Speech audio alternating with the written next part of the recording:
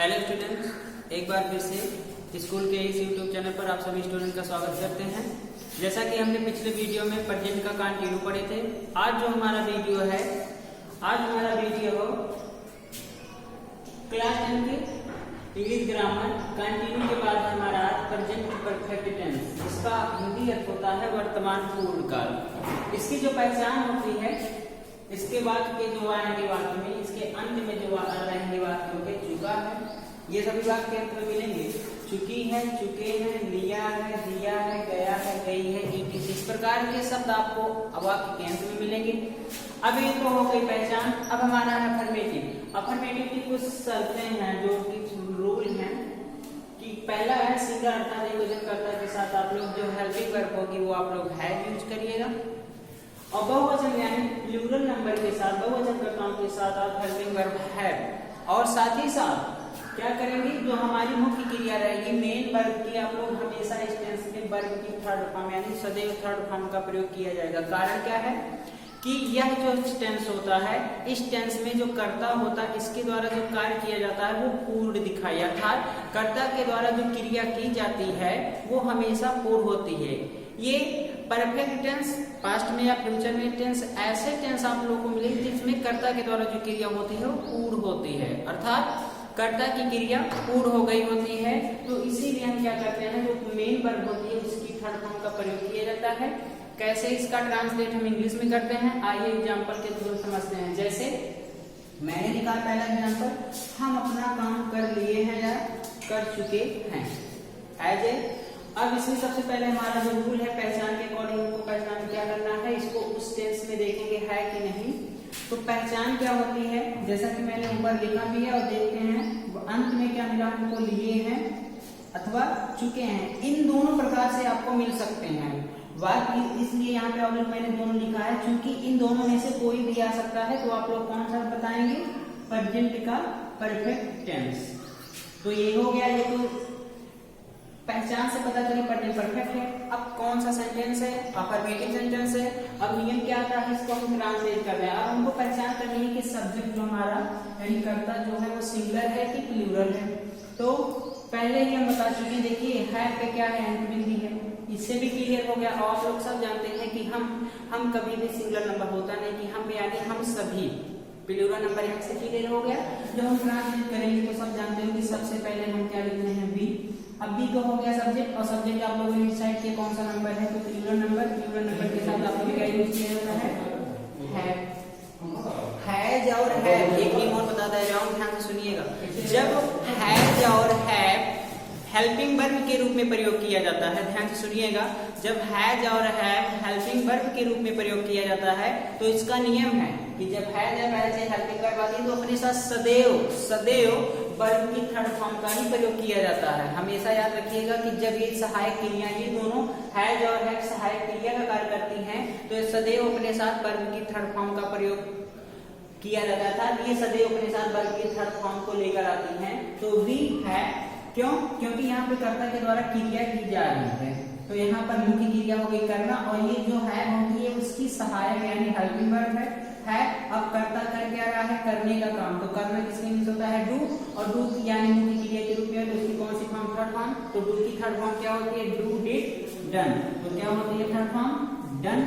अब कर्म क्या कर रहा है, यानी काम क्या कर रहा है, यानी क्रिया तो कर रहा है लेकिन क्या कर रहा है, तो यहाँ पे मिला है हमको ऑब्जेक्ट मिला है अपना काम। तो बी क्या है, हमारा प्रोनाउन है। तो बी के साथ जो अपना आता है, बी के साथ अपना के लिए जो रिलेटिव प्रोनाउन होता है वो यूज होता है आवर। वी हैव डन, अब क्या है, आवर। अब हमारा जो मेन है वर्ब, ये होता है इसका ट्रांसलेट इंग्लिश में करने का नियम। एक और समझ लीजिए, जैसे वह अपने विद्यालय जा चुका है, वह अपने विद्यालय जा चुका है, और या गया है। वह अपने विद्यालय जा चुका है, आपको इस रूप में भी मिल सकता है सेंटेंस, और इस रूप में भी मिल सकता है। डिसाइड करना है कि कौन सा टेंस है। अब यहाँ पे देखने हैं, जाने का काम क्या हो गया, पूर्ण हो गया है, यानी कर्ता जो क्रिया कर रहा था उसकी क्रिया पूर्ण हो गई। जैसे पहले सेंटेंस में लिखा गया था कि वो अपना काम कर लिया, यानी करने का काम, वो जो काम था कर रहा था तो उसकी क्रिया पूर्ण हो गई, काम खत्म हो गया है। वैसे यहाँ पर भी है, जा रहा था यानी जाने का काम वो पूर्ण कर लिया है, चुका है। याद रखिएगा, एक और बता दे रहा हूँ कि चुका, चुकी, लिया, दिया गया, ये ऐसे शब्द होते हैं जो सदैव क्रिया को पूर्ण दिखाते हैं। अब किस टेंस में है अर्थात आप लोग जानिए प्रेजेंट का परफेक्ट कैसे, चुका हो गया, क्रिया पूर्ण हो गई है। अब हमको डिसाइड करना है कि सब्जेक्ट की आप लोग पहचान करिए, फिर उसके बाद उसके अकॉर्डिंग हेल्पिंग वर्ब, फिर मेन वर्ब, फिर ऑब्जेक्ट, फिर उसके बाद जो सेंटेंस आदमी आया अदर वर्ब। जैसे ही यानी क्या है ये ही। अब ही को आप लोग सभी जानते हो कि ही को हमेशा सिंगुलर की कैटेगरी में रखा जाता है, तो सिंगुलर के साथ आप लोग क्या यूज करोगे, हैड। अब यहाँ पे देखिए जाने का काम किसके मीन्स में जाना होता है, गो, और गो की थर्ड फॉर्म क्या होती है, थर्ड फॉर्म क्यों यूज किया जा रहा है, फिर से बता दे रहे हैं, क्योंकि कर्ता की जो क्रिया है वो पूर्ण हो गई है। जब कर्ता की क्रिया पूर्ण हो जाती है तो सदैव टेंस में वर्ब की थर्ड फॉर्म का प्रयोग किया जाता है, ही है। अब गो मतलब जाना, गो की थर्ड फॉर्म होती है गॉन। अब गॉन कहाँ जा चुका है, उसका कर्म क्या है, जाने का जो स्थान है वो कहाँ है, गॉन टू। अब दिया गया है अपने school, gone to his school. ये है हमारा अफर्मेटिव का रूल। अफर्मेटिव में याद रखिएगा, फिर से अफर्मेटिव में फिर से आप लोगों को बता दे रहे हैं कि ये पहचान आप लोग करिएगा वाक्य में, इसकी पहचान करिएगा, और ये सब ऐसे होते हैं जो क्रिया को पूर्ण दिखाते हैं, और तब इनके साथ वर्ब की थर्ड फॉर्म का प्रयोग करिएगा। निगेटिव में क्या है कि जो हमारी हेल्पिंग वर्ब है और है, इसके जस्ट बाद नॉट लगाना, बाकी शेष नियम आपका अफर्मेटिव की ही तरह रहेगा। जैसे एग्जांपल में वे अपना पाठ नहीं याद कर चुके हैं, या कर लिए हैं, या याद किए हैं, या याद कर चुके हैं, इन दोनों टाइप से आपको मिल सकते हैं। बस क्या है, अगर मान लो नहीं सब निकाल है तो वे अपना पाठ याद कर चुके हैं या याद किए हैं, यानी याद करने का काम पूर्ण हो चुका है। बस क्या है, वाक्य में नहीं किया जाने से हमारा वाक्य नकारात्मक बन गया, और इसका जो सूत्र मतलब फॉर्मूला है बनाने का कि अपने कर्ता के अकॉर्डिंग आप हैज हैव लिखिए, और जस्ट उसके बाद नॉट, बाकी सेम नियम आपका अफर्मेटिव की तरह। जैसे यहाँ वाक्य कैसे पता चल गया हमारा प्रेजेंट परफेक्ट टेंस है। अब हमारा क्या जो शेष मतलब क्या है कि बनाने का नियम, इसको हम ट्रांसलेट इंग्लिश कैसे करेंगे उस पर आप लोग फोकस करिए। जैसे दे, कर्ता हमारा क्या है, दे। अब इसमें इसी पे मेन डिसाइड होता है, अगर आप लोग इसकी पहचान करना जानेंगे तो कोई भी टेंस आप लोगों को दिक्कत नहीं होगी इंग्लिश में करने के लिए। अर्थात अगर सब्जेक्ट की पहचान आपको हो गई तो सब्जेक्ट की जब पहचान हो गई तो उसके अकॉर्डिंग आप लोग सहायक क्रिया यूज करेंगे, और मेन क्रिया यानी मुख्य क्रिया और ऑब्जेक्ट में कोई तो डिफरेंस होता नहीं है। आप लोग सभी जानते हैं कि मेन वर्ब के बाद आपका ऑब्जेक्ट आता है, उसके बाद अदर वर्ड जो आए। अब यहाँ पे सब्जेक्ट आप लोग डिसाइड करिए कौन सा है, दे। यहाँ पे ना हो, यहाँ देख लीजिए, क्लियर हुआ कौन सा नंबर है, प्लूरल नंबर है। और या वे वैसे पहचान करिए कौन सा नंबर है, प्लूरल नंबर है, क्योंकि वे हमेशा बहुवचन होता है। आप इसके अकॉर्डिंग क्या यूज करेंगे, है। अब नियम क्या बताता है कि है के जस्ट बाद नॉट, क्योंकि देखिए हमारा कौन सा सेंटेंस है, निगेटिव है, नहीं शब्द आया, तो इनके जस्ट बाद आप लोग लगा लीजिए नॉट। और नॉट लगाने के बाद ऐसा नहीं कि वर्ब की फर्स्ट फॉर्म, नहीं, उसका रूल वही है, वर्ब की थर्ड फॉर्म, क्योंकि कर्ता के द्वारा जो क्रिया की जा रही है वो पूर्ण है। तो they have not learn, learn मतलब होता है याद करना, और लर्न की थर्ड फॉर्म होती है लर्न, लर्न या लर्न, चाहे दोनों यूज करिए सही रहेगा, लर्न। अब क्या है, अपना पार्ट, तो दे के साथ जो रिलेटिव प्रोनाउन होता है वो हमारा होता है देयर, देयर लेसन। ये हो गया हमारा निगेटिव का रूल। बस याद रखिएगा कि सब्जेक्ट की जब पहचान हो जाए उसके अकॉर्डिंग आप सही हेल्पिंग वर्ब यूज करिए, बाकी शेष नियम आपका होता है अफर्मेटिव की ही तरह। अगला जो सेंटेंस है हमारा इंट्रोगेटिव।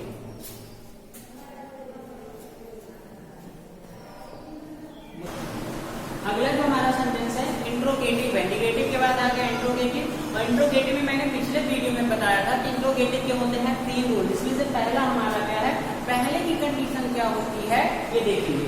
कर्ता के अनुसार हमारी जो हेल्पिंग वर्ब होती है वो हम कर्ता से पहले लिखते हैं। कारण समझिए कि जब हिंदी में आप लोगों को बता रहा जब वाक्य की शुरुआत क्या शब्द से हुई होगी तो आप लोग यही का रूल अपनाइएगा, नहीं तो तीनों इंट्रोगेटिव सेंटेंस में हैज एंड फॉर पहले। एग्जांपल के थ्रू आप लोग सब ध्यान, एग्जांपल पे ध्यान से फोकस करिएगा कि किस प्रकार से कर रहे हैं और कैसे कर रहे हैं, इसका रूल क्या है, इस पे आप लोग सभी स्टूडेंट ध्यान से देखिएगा इस वीडियो में।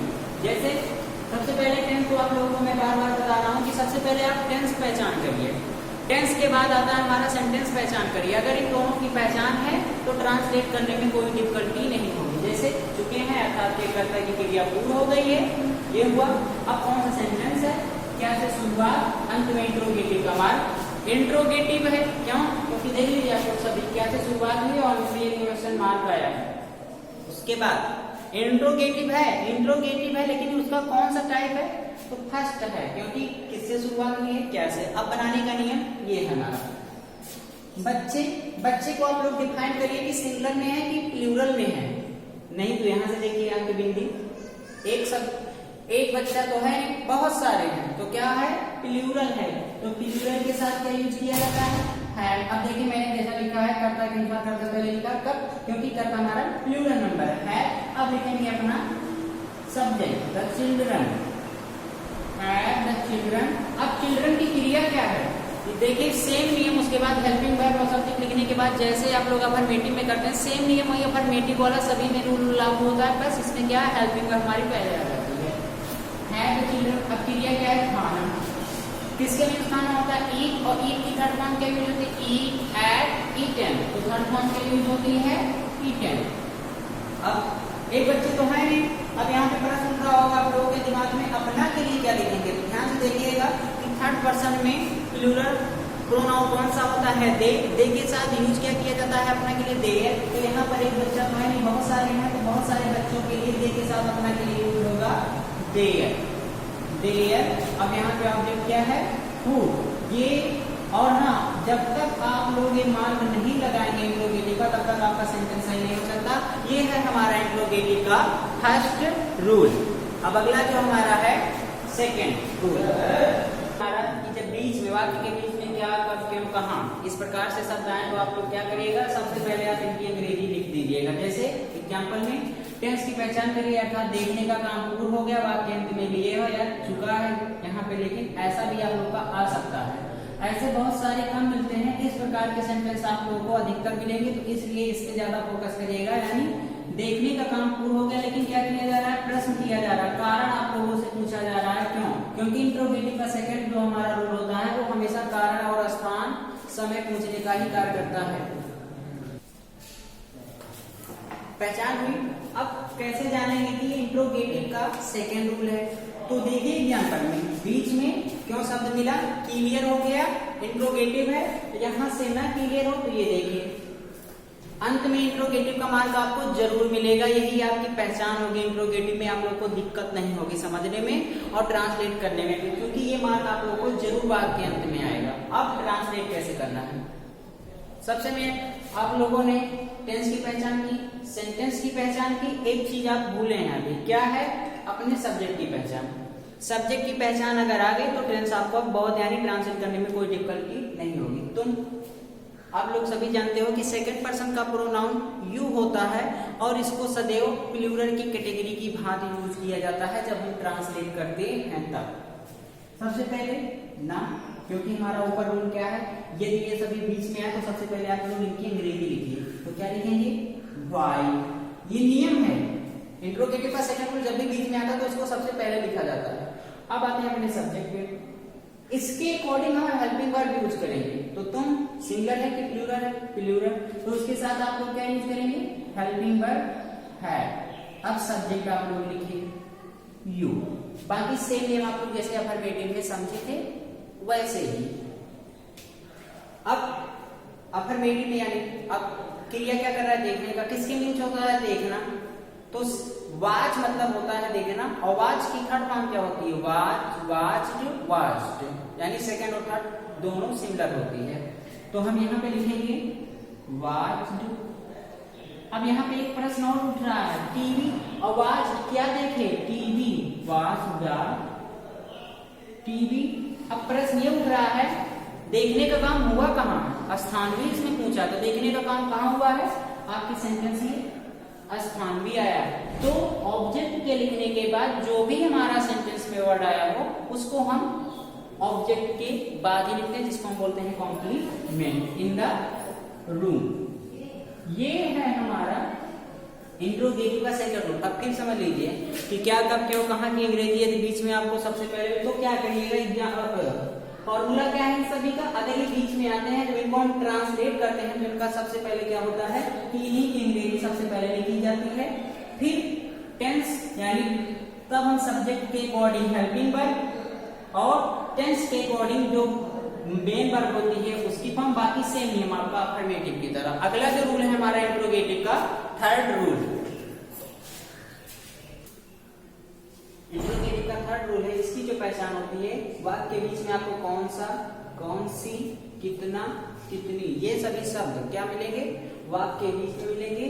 तो इनका जो बनाने का नियम है, ये जिस प्रकार के शब्द आए तो सबसे पहले आप इन सबकी अंग्रेजी, फिर इनसे संबंधित जो यानी इनसे जो रिलेटिव नाउन हो उनकी अंग्रेजी लिखते हैं। अब कैसे हो, एग्जाम्पल के थ्रू आप लोग देखिए। सबसे पहले देखिए कौन सा, अंत में इंट्रोगेटिव का मार्क क्लियर हुआ, इंट्रोगेटिव ये सेंटेंस बता रहे, बट ये कौन सा रूल इंट्रोगेटिव का, देखिए बीच में कौन सा मिला, इंट्रोगेटिव का थर्ड रूल। अब बनाने का नियम क्या है कि सबसे पहले आप इनकी अंग्रेजी, फिर इनसे रिलेटिव कौन सा, देखिए इनकी अंग्रेजी।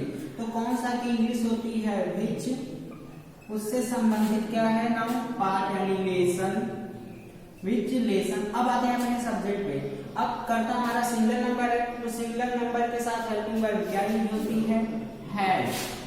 फिर द टीचर, द टीचर।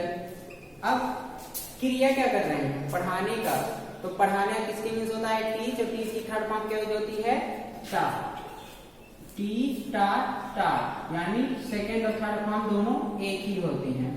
तो ध्यान से देखिएगा, विच lesson had the teacher taught. Interrogative का तीनों सेंटेंस में आप लोग नोटिस करिए कि फर्स्ट में भी कर्ता के से पहले हेल्पिंग वर्ब, सेकंड में भी कर्ता से पहले हेल्पिंग वर्ब, और थर्ड में भी देखिए सब्जेक्ट से पहले हेल्पिंग वर्ब। यानी इंट्रोगेटिव का तीनों जो रूल है कि हेल्पिंग वर्ब जो होती है वो सब्जेक्ट से पहले लिखी जाती है और अंत में ये मार्क। अगला जो हमारा बचा इंट्रोगेटिव प्लस निगेटिव का एग्जाम्पल, देखिए कैसे ट्रांसलेट करेंगे जब हमारा सेंटेंस प्रश्नवाचक भी हो और नकारात्मक भी हो। जैसे क्या विद्यार्थी, क्या विद्यार्थी कमरे में, क्या विद्यार्थी कमरे में सो नहीं मचा लिए हैं या मचा चुके हैं, मचा लिए हैं, या आप लोग को ऐसे भी कर सकते हैं चुके हैं।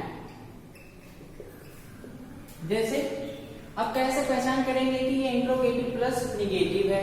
सबसे पहले अभी मैंने बताया कि ये मार्क आप लोगों को वाक्य के अंत में मिलेगा, और ये देखिए कैसे शुरुआत, अंत में इंट्रोगेटिव का मार्क, इंट्रोगेटिव सेंटेंस। अब कैसे जानेंगे कि निगेटिव है, बीच में नहीं आया, हो गया क्लियर हमारा इंट्रोगेटिव का। अब यानी इंट्रोगेटिव प्लस निगेटिव। अब इसका जो बनाने का नियम है ध्यान दीजिएगा कि जो कि फर्स्ट रूल पे है इंट्रोगेटिव में कैसे शुरुआत नहीं है, बट हम क्या की इंग्लिश नहीं लिखेंगे क्योंकि फर्स्ट रूल हमारा ये बताया है कि क्या से शुरुआत होती है और हम कर्ता के अनुसार चलते हैं। तो एक विद्यार्थी है, बहुत सारे विद्यार्थी हैं, तो कर्ता से पहले हम क्या लिखेंगे, हेल्पिंग वर्ब। अब लिखेंगे अपना कर्ता यानी have the student, have the students, have the students. अब कर्ता के जस्ट बाद हम लगाएंगे नॉट, यानी इनका जो बनाने का नियम है कर्ता के अकॉर्डिंग सहायक क्रिया कर्ता से पहले और कर्ता के जस्ट बाद हम नॉट लगाते हैं। सेम आप लोग याद रखिएगा कि कर्ता से पहले आप हेल्पिंग वर्ब यूज करिए और कर्ता के जस्ट बाद आप नॉट लगा दीजिए। Have the student not. और मचाने की इंग्लिश होती है मेक, और मेक की थर्ड फॉर्म होती है मेड, मेड। तो मेड। अब क्या मचा चुके हैं, नॉइज, अनॉइज। अब स्थान भी है, शोर मचाने का काम वो कहाँ रहा है, तो स्थान है in the room, in the room. ये होता है इंट्रोगेटिव प्लस निगेटिव का। फिर से बता दे रहे हैं कि इस टेंस की पहचान होती है, आप लोगों को वाक्य अंत में मिलेगा चुका है, चुकी है, चुके हैं, लिया है, दिया है, गया है, ये पहचान है। और इस टेंस का जो जैसे लिखा है वर्तमान काल, तो इस टेंस का नियम भी होता है कि इसमें जो कर्ता की जो मुख्य क्रिया होती है वो सदैव पूर्व होती है और इसकी जो हेल्पिंग वर्ब होती है इस टेंस की हैज, हैव, और इसके साथ और हम जब हैज और हैव, इसको आप लोग ध्यान से नोटिस करिएगा, जब हैज और हैव सहायक क्रिया का कार्य करती हैं तो सदैव वर्ब की थर्ड फॉर्म का ही प्रयोग इन दोनों हेल्पिंग वर्ब के साथ किया जाता है। अगला जो हमारा वीडियो होगा प्रेजेंट परफेक्ट का कंटीन्यूअस, लेकिन उससे पहले जिस किसी स्टूडेंट को कोई भी प्रॉब्लम होगी तो कमेंट बॉक्स में आके अपना कमेंट और लिखें, जिससे अगला जो हम वीडियो बनाए उसको और अच्छा से अच्छा पढ़ा सकें। तो आज हमारा ये वीडियो क्या है, प्रेजेंट परफेक्ट टेंस, ये हमारा वीडियो खत्म हुआ। जो अगला वीडियो होगा हमारा प्रेजेंट परफेक्ट का कंटीन्यूअस, एक बार आप लोग अपनी बुक में पढ़ लीजिएगा, जिससे आप लोग को समझने और करने में दिक्कत ना हो। Thank you.